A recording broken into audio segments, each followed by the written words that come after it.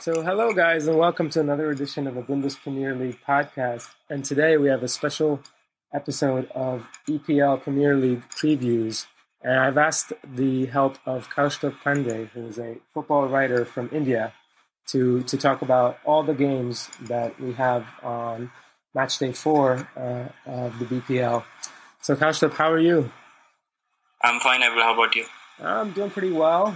Glad to be back from this strange international break. Oh yeah.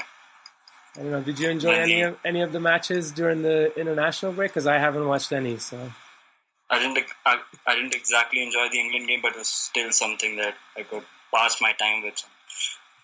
I guess, yeah. All right, but let's. Although it was boring, but it was fine for getting my time passed. Okay, all right. So let's jump into the Premier League because it's back with a marquee matchup, the Manchester Derby. So just to kind of lead into that, obviously we know that both of these teams have won all three of their games. This is obviously the first time Guardiola and Mourinho are meeting in the Premier League, and there are a couple of people that are missing. Right, Sergio Aguero is the big one for Man City, who's now suspended for the elbow that he threw on Winston Reid. Yeah, Winston Reid. Yeah, West Ham. So what are your thoughts on this game? How do you think this will turn out? Sort of what are some of the key points? Yeah, I think this is arguably one of the most anticipated Manchester derbies in the recent times because it's a game which slots one of the biggest enemies in world football against each other. And Zlatan is said to be somewhat of a hater when it comes to his relationship with Pep Guardiola during his time with Barcelona. Yeah. So I think it's going to be a really interesting game. And being a United fan, I obviously want United to win. But it's going to be a really tough game. Because the way City are playing, they've shown glimpses of amazing football. That's almost pleasing on the eye. Yeah, the Zlatan connections are interesting. He's said some not so nice things about Guardiola, and famously he called him Barcelona or something.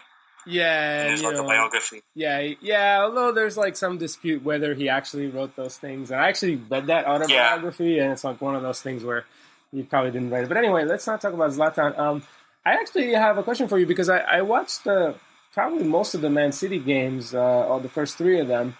I was sort of impressed how quickly they took to Guardiola's system. John Stones is looking really good, and De Bruyne and Silva are still great. But my question is, how good are Man United? Because I admit I haven't really seen too many of their games. I caught like bits and pieces here and there. And so are they actually impressive, or is it just like a case of, beating up on sort of kind of unfortunate teams and, Bournemouth, who are not that great, Southampton, who are kind of struggling, and Hull, who might not even be good. So what are your thoughts? The last 2 weeks ago, again, United weren't too impressive just because Hull acted with numbers and made it tough for United to midfield and defense. So United's in possession, so due to the fact that Juan Mata when I don't think he was supposed to start, have been given a go. But at home, it's as if the fear factor has returned. The very first look of the United, almost as soon as they visit Old 1-0 downside, it's as if the close to come. But against a wholly different ball game because derby is as big as this. Out of the window, and all that matters is how you play on that day. And United have otherwise been quite good, but I think what United fans have been yearning for is the fact that Wayne Rooney hasn't been playing too good, but he has come up with passes and matches. But I don't think Wayne Rooney is currently good enough to start for Manchester United. And even Juan Mata, because he doesn't quite fit into the direct style of football that Mourinho wants to profess at United. And against a side such as City, who probably will adhere to that possession-based football, United will play on the break. And for that, Juan Mata is not someone who has so much of pace to go past people, and Mkhitaryan is someone who fits the bill more in a better manner than Mata. Right. I understand that, but I also understand that Mkhitaryan picked up the injury in the Armenia game. So 10 days ago, this doubtful. Some Armenian FA source posted on Twitter that he'll be out for 8 to 10 matches. So 8 to 10 days. Okay. So maybe I think Mourinho will go with the gamble and probably keep Mkhitaryan on the bench. Yeah, especially because he's worth it. Yeah. Well, it's also because he hasn't really played him or started him, I should say. Yeah. So far. So but the thing is that he has played around 15 minutes in almost every single game he has played, and out of the minutes he has played in, he's been quite good. Yeah, well, I mean, he's, to me, having watched him so much in the Bundesliga, I'm kind of shocked that he hasn't been starting, but maybe it's just like one of those Jose things. The September period is a time when team depth would come in handy because the Europa League clashes and the League Cup clashes are coming in. So this is probably the time when Mourinho starts to fiddle around with his team a bit.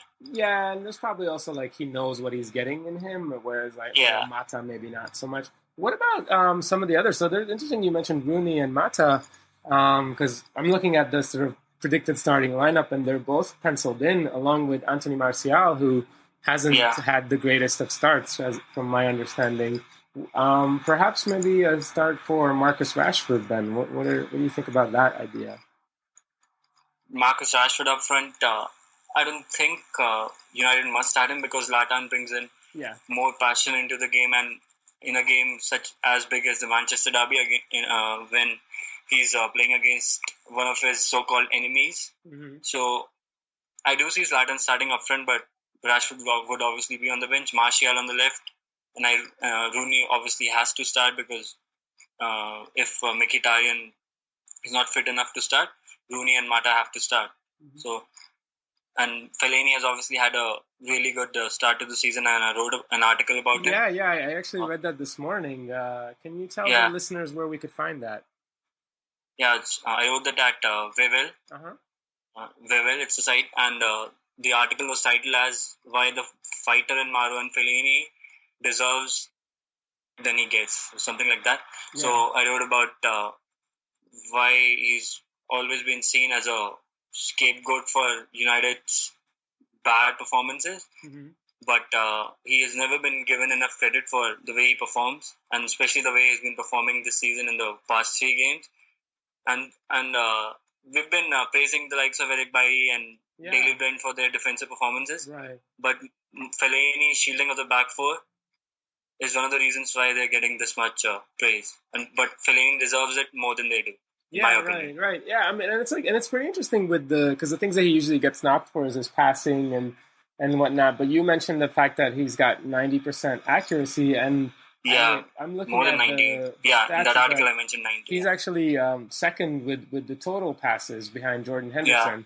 So it's not just like he's just kind of passing, but I think he attempted about 70 passes a game, which is actually really good for him. And it'd be interesting to see if he can keep this up or whatever, because I think I'm probably in line with most of the footballing world in not being a huge fan of Marouane Fellaini. But I mean, if Mourinho can turn him into a capable, not even a great sort of defensive. Mourinho has been someone who usually prefers physical presences in his side. We can take that. Like he used to field Claude Makelele and likes of Sami Khedira, Lassana Diarra, and even Nemanja Matic at Chelsea. So I do see him becoming a key part of Mourinho's I think to be fair, those players are probably much more highly rated than Fellaini. But I think it's an interesting experiment, and at the expense of Morgan Schneiderlin, whom I actually like a lot more. So it'll be nice to see that. And the back four you mentioned has been really good. With I think Eric Bailly, you wrote that he's got 3 Man of the Match awards, and he's got like this ridiculous 95% completion rate, and no one's getting past him as well. So he's fitting quite seamlessly. What about Antonio Valencia? Because I'm reading things about him that he might not be back in time for the the match because supposedly he's coming back from the South American World Cup qualifiers, and it's like he's getting back like a day before, so he might be a fitness doubt. What if he can't go? What are some of the options you think in right back? Or Valencia won't. Will probably slot in right back. Who's that? You were cutting out a little bit. Yeah, he'll probably start him right back because he did start for United in those pretty well for them. Mm-hmm. It's Matteo Darmian could always. Darmian, all right. Yeah. Well, good. Yeah, I think. Luke Shaw is first choice at left back, and he's fully fit, and he will start. Okay. The right back, either Fosu-Mensah or Matteo Darmian. All right. And then, so finally, I think, what are your predictions for this game? What kind of result would you expect? I mean, I think I know what you would be happy with as a Man United fan, but what are your... Yeah, to be very honest, Mourinho has lost just 9 home games throughout his career. Uh-huh. So he doesn't like to lose at home, which is quite clear from this statistic. Yeah. And in a game as big as this, and when he's facing someone like Pep Guardiola, I don't think he would like to lose. Mm-hmm. Because it's more than just a match. It would be a bit more personal than we think. Yeah. So he won't. He certainly won't like to lose. So I would predict a 1-1 draw. Yeah, that seems to be the most popular one that I'm reading sort of in preparation for this. I think one thing is for sure that someone's going to massively overreact to either team winning. Yeah. So if Man United wins, then like I think any fans of the Red Devils are going to just like, just put the champagne on ice and get ready for like the parade. Yeah. And I think City the same way. I think it will be quite an open game.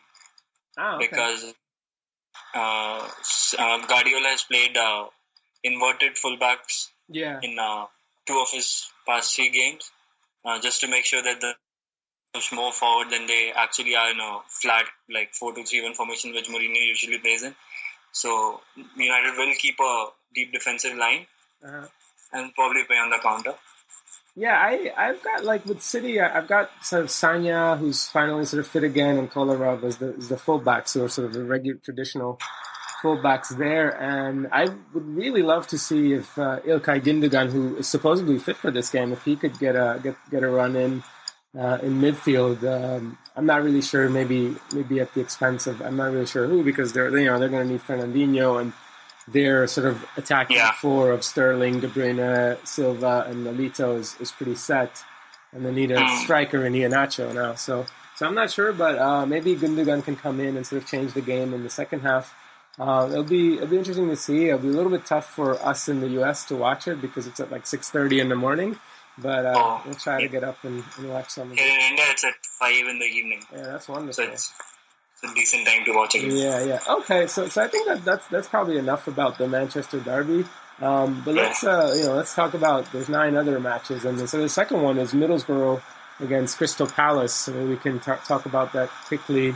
I admittedly haven't seen too much of Crystal Palace this year. I did see a little bit of Middlesbrough, and they've looked good. For me, Stuani and Negredo have been pretty good up top. So what do you think about this match? How do you think it's going to go? And your thoughts on these? Yeah, I just read that Lloyd Clemmie has been ruled out for 2 months due to a knee injury. In fact, a thigh injury he's recently suffered. Yeah, so that's a big blow. But with Benteke up front, I do think that Crystal Palace are a decent team, but they haven't had especially a good start to the season. But with against Middlesbrough, who drew West Brom last week, 2 weeks ago, it was a game that saw Middlesbrough almost play on the break. Oh, okay.